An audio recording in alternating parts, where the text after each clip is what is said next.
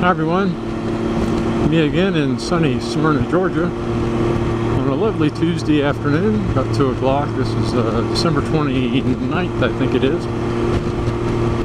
28th, 29th, I'm not sure. But this looks like it might be the last vlog of the year. Haven't done one recently, we just haven't had the opportunity or the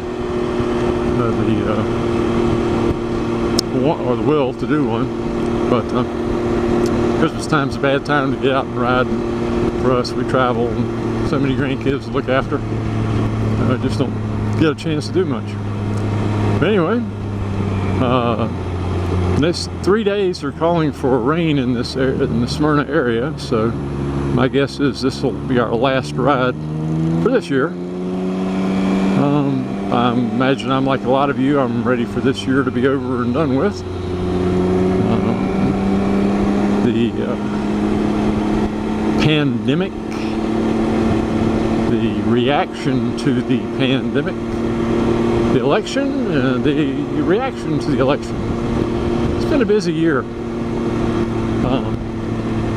Don't know about you, but I've just been kind of just staying away from the news. Seems like it's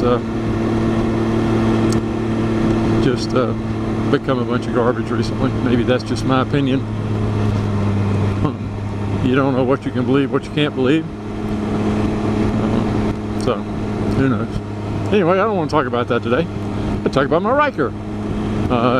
You may notice I have one new addition to my Ryker. I actually put the handguards back on that I had taken off when I put the new handlebars on because I had to drill a hole to mount them and I didn't really want to. And finally got around to put them back on because I wanted to put these wind guards on. We went riding. Last time we went riding, it was pretty chilly. Not so bad today, but it's pretty chilly. I just want to see if it makes a difference. And I won't be able to tell today because we're actually in the 60s right now, but low 60s. So hopefully I'm going to be able to tell here for some good cold day. I'll go out. Some in the 30s or something. I'll go out and ride and see if it makes a difference on my hands. Looks like it's going to work real well, keeping the wind off. Yeah, it looks okay.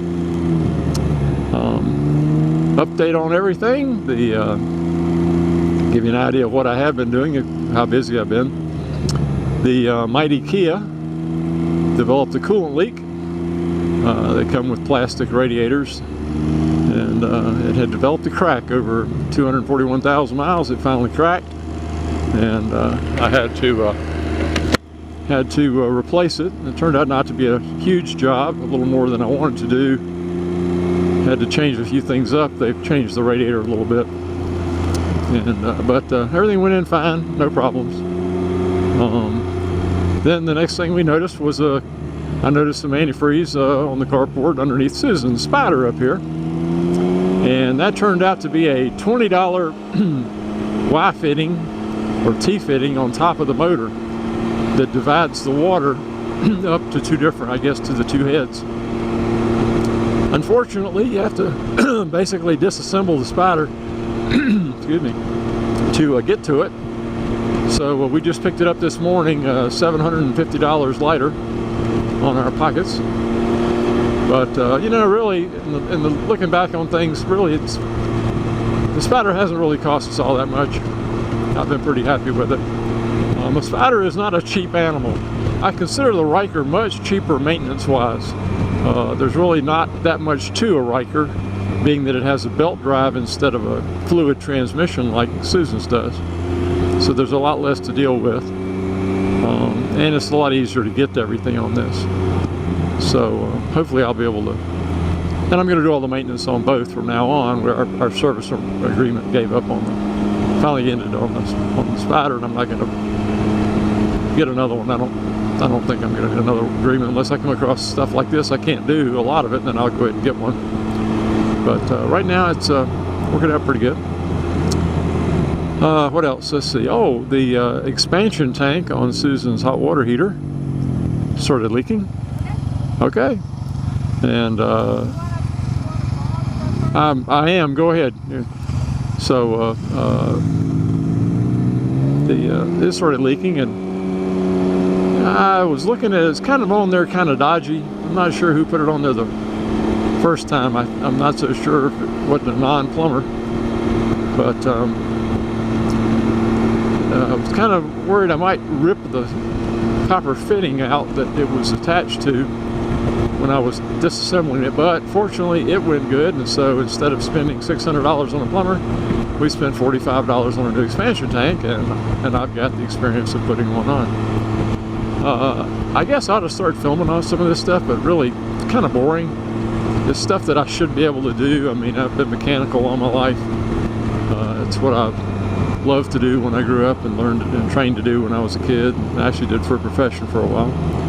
So I don't think anybody would be interested in that. And anyway, if I screwed it up, I wouldn't want a video record, would I? But so anyway, we've had a lot going on. Everything else has been going pretty good with the family. We got to see everybody this year for Christmas. Saw the kids in North Carolina before Christmas, and saw everybody here. And the only people we didn't get to see are our grandkids and Susan's youngest son in Texas. We didn't travel to Texas this year, and they didn't come to see us, again because of the COVID pandemic. But everything else has been good. Susan, her bike has been in the shop. We were getting ready to go to North Carolina. Let me wind this up real quick. We were getting ready to go to North Carolina, and I was getting ready to load it, and that's when I noticed the coolant underneath it on the ground. And I took it immediately to the shop. It was the day before we were going to go to North Carolina, so I knew I wouldn't have time to fix it. So I said, well, what the heck, let's just let them work on it while we're gone. And they finally got it finished. Took them, with the holiday, it took them about two and a half weeks, which is fine. I understand that. You know, it's perfectly understandable. Had to order the part and all that good stuff. But anyway, Susan was suffering from PMS, which is, in her case, stands for Parked Motorcycle Syndrome. And I can understand how that is. She was really anxious to get out and ride. She warned me earlier. She actually called them to find out if her bike was ready. I was doing something else, and she said, "It's ready, let's go." So I had to right away. We had to go get it. We came back. She said, "I want to ride." So here we are. But anyway, just wind up the year 2020. Hoping 2021 is good to you and your family. I hope it's a whole lot better for the country and for us. And stay away from the COVID and everything else. And maybe next year will be much better. We can only hope. All right, everyone. Well, hope you have a great day and a happy New Year to everyone. And we'll see you next time. Bye-bye.